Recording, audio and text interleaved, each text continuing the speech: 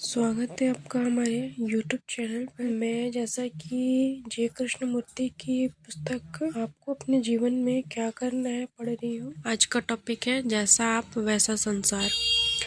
आपके और संसार के बीच, आपके और विभ्रम के बीच क्या संबंध है? आपके भीतर और बाहर के बीच क्या संबंध है? निश्चय ही यह उलझन या संताप यूं ही नहीं उपज आए। आपने और मैंने इनका निर्माण किया है। किसी पूंजीवादी, साम्यवादी या किसी फासिस्ट समाज ने नहीं, बल्कि आपने और मैंने अपने पारस्परिक संबंधों में इन्हें निर्मित किया है। जो कुछ आपके भीतर है, आप उसी को बाहर इस संसार में प्रक्षेपित करते हैं।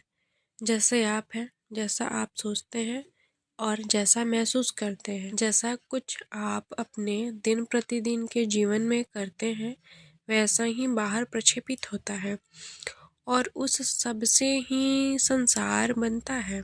यदि हम भीतर से ही दुखी हैं, भ्रमित हैं, अव्यवस्थित हैं, तो इन्हीं के बाहर प्रक्षेपित होते रहने से संसार भी वैसा ही बनता जाता है, समाज भी वैसा ही बनता चला जाता है। क्योंकि आप एवं मेरे बीच जो संबंध है, मेरे और औरों के बीच जो संबंध है, वही तो है समाज।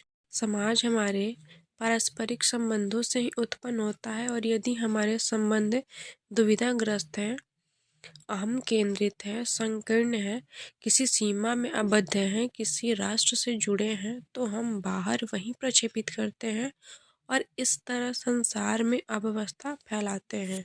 जैसा आप होते हैं वैसा ही संसार हो जाता है। इसलिए आपकी समस्या संसार की समस्या बन जाती है।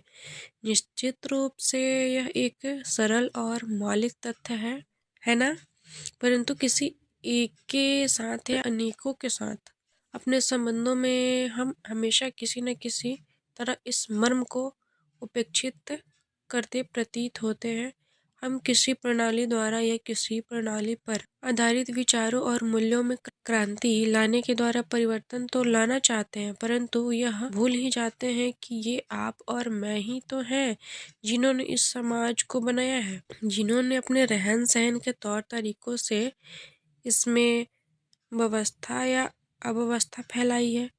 तो हमें बिल्कुल निकट से ही आरंभ करना होगा, अर्थात हमें स्वयं के संदर्भ में ध्यान देना होगा अपने दैनिक जीवन पर, अपने दैनंदिन विचारों पर, अपनी उन भावनाओं और क्रियाओं पर जो हमारे जीविकोपार्जन के तौर तरीकों के जरिए उजागर होती हैं और इसी प्रकार विचारों तथा विश्वासों के साथ अपने संबंधों के दौरान जाहिर जाया करती है। हमारा नेक्स्ट टॉपिक है आपका संघर्ष, मानव मात्र का संघर्ष। जब तक मैं और आप स्वयं को एक एकल प्रक्रिया के रूप में नहीं समझ लेते, तब तक एक संपूर्ण, एक संवर्धक क्रांति संभव नहीं हो सकती। आप और मैं कोई अलग अलग व्यक्ति नहीं है, अपितु इस संपूर्ण मानव जाति की अपनी भ्रांति, शनक, चाहत, अज्ञान, कलह, द्वंद्व और दुख के कारण, दुख के साथ संघर्ष के ही परिणाम है। कोई स्वयं को समझे बिना संसार की दिशा बदलने की शुरुआत नहीं कर सकता। यदि आप इस बात को स्पष्ट देख पाए तो आपके भीतर एक आमूल परिवर्तन आ जाता है ना? तब किसी गुरु की आवश्यकता शेष नहीं रह जाती, क्योंकि स्वयं को जानना तो पल प्रतिपल चलती रहने वाली एक ऐसी क्रिया है जिसमें ना तो सुनी सुनाई बातों का संग्रहण करते रहना शामिल है और ना ही धार्मिक शिक्षकों के उपदेश संचित करना। चूँकि तब आप दूसरों के साथ अपने संबंधों में पल प्रतिपल स्वयं के वास्तविक स्वरूप को जान रहे होते हैं, इसलिए संबंध का अर्थ ही बिल्कुल बदल जाता है। तब संबंधों के जरिए असलियत का इजहार होने लगता है। वे स्वबोध की अनवरत प्रक्रिया बन जाते हैं और अब इस आत्म अन्वेषण के चलते सही कदम उठाए जा सकते हैं। इस प्रकार स्वबोध केवल संबंधों के माध्यम से ही संभव है, विलगाव द्वारा नहीं।